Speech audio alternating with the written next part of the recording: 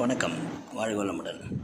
சமீபத்தில் மார்ச் 5ஆம் தேதி 2025 அன்று காஞ்சிபுரத்தில் சில கோயில்களை பார்க்கணுன்னு போயிருந்தேன். அப்போ கைலாசநாதர் கோயில் போகணும்னு சொல்லி அன்றைய தினத்தில் நான் பார்த்த 4வது கோயில். அங்கே போன நேரத்தில் 2 பெரிய பஸ்ஸு நின்றுட்டு இருந்தது. ஒரு யூரோப்பியன் கண்ட்ரி சேர்ந்த ஒரு குரூப்பும் ஜப்பானை சேர்ந்த ஒரு குரூப்பும் அங்கே வந்திருந்தாங்க. அவங்களால அந்த கோயில் நிரம்பி வழிந்தது. எல்லா இடத்தையும் அணுவாக ரசித்து பார்த்துக்கிட்டு இருந்தாங்க.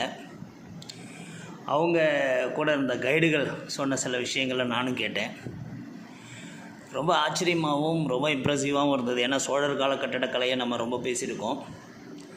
இது பல்லவர் கால கட்டடக்கலை. அதாவது சோழர்களுக்கு கிட்டத்தட்ட 300, 400, 500 வருடங்களுக்கு முன்பு 1900 நம்ம இப்போ சொல்கிறோம் 1000ன்னு சொல்லி 900வது ஆண்டிலிருந்து 1100, 1200 வருஷம் வரைக்கும் சோழர்களோட ஆட்சி. அதுக்கு முன்னோடி யார் என்ன பல்லவர்கள் 640 கிபி 640லேருந்து 730-740 வரைக்கும் பல்லவர்களின் ஆட்சி. அதில் 700வது ஆண்டுகளில் 2ஆம் நரசிம்மன், அதாவது ராஜசிம்மன்னு சொல்லக்கூடிய பல்லவ அரசனால் கட்டப்பட்ட கோயில் தான் இந்த கைலாசநாதர் சிவன் கோயில். அங்கே இருக்க லிங்கமூர்த்தி 16 பக்கங்கள் கிரனைடு கற்களால் செய்யப்பட்ட சிவலிங்கம். 2ஆம் நரசிம்மவர்மன், அதை தொடர்ந்து அவருக்கு பிறகு வந்த 3ஆம் மகேந்திரவர்மன் இவர்களால் கட்டப்பட்ட ராஜசிம்ம பல்லவேஸ்வரம் என்று சொல்லக்கூடிய இந்த கைலாசநாதர் கோயில். இன்னும் சொல்லணுன்னா இந்த கோயிலோட கட்டடக்கலையை பார்த்துட்டு உத்வேகம் அடைந்த ராஜராஜ சோழன் பிரகதீஸ்வரர் கோயிலை தஞ்சாவூரில் கட்டினதாக சொல்கிறாங்க. அப்படி ஒரு அருமையான கலை வேலைப்பாடு, மணற்கல்களால் கொண்டு செய்யப்பட்ட சிற்பங்கள், கோயில் அமைப்பு.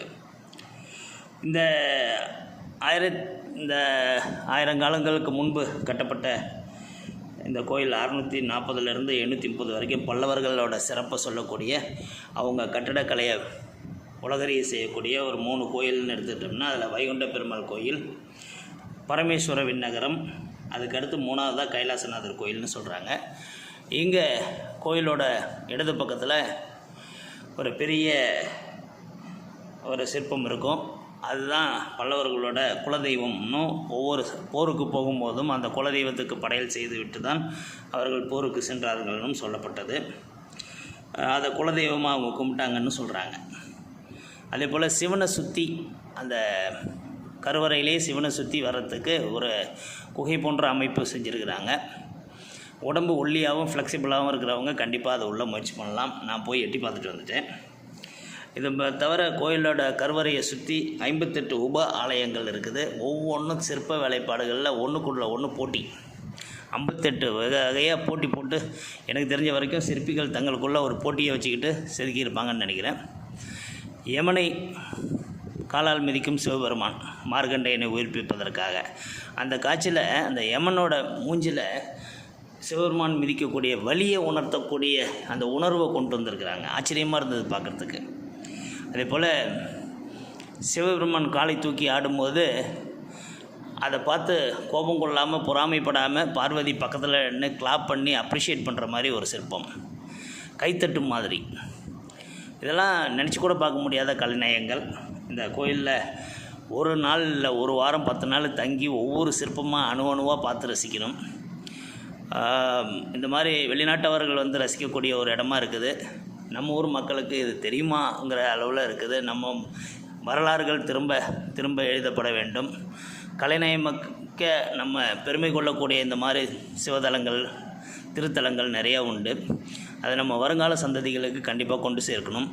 இந்த முயற்சியில் கண்டிப்பாக யாராவது எடுத்து செய்யணும். எஜுகேஷன் டூர்னு சொல்லி எங்கெங்கேயோ போகிறாங்க. அந்த மாதிரி நாம் பெருமை கொள்ள, நமது முன்னோர்களை நினைத்து பெருமை கொள்ளக்கூடிய இந்த மாதிரி இடங்களுக்கு கூட இந்த ரிலீஜியஸுங்கிற பேரில் இதெல்லாம் ஒதுக்காமல் கண்டிப்பாக கட்டிடக்கலை படிப்பவர்கள்லாம் இதை பார்க்க வேண்டிய இடம். எப்படி நூல் பிசகாமல் கட்டியிருப்பான், ஒரு பல்ல கூட செதுக்கியிருக்கானே, எப்படி முடிஞ்சுது அது, இதெல்லாம் பார்க்க வியப்பாக இருக்கும். ஸோ அதனால் காஞ்சிபுரம் போனீங்கன்னா கண்டிப்பாக கைலாசநாதர் கோயிலை தரிசிக்காமல் வராதீர்கள். அவ்வளோ ஒரு எக்ஸலண்ட் பிளேஸ். இன்னும் சொல்லப்போனால் தொல்லியல் துறையோட பராமரிப்பில் இருக்கிறதுனால ரொம்ப நீட் அண்ட் க்ளீனாக இருக்கக்கூடிய ஒரு சிவதலம். சென்று வாருங்கள். நம் முன்னோர்களின் சிறப்பை நினைத்து பெருமை கொள்ளுங்கள். வாழ்க வளமுடன்.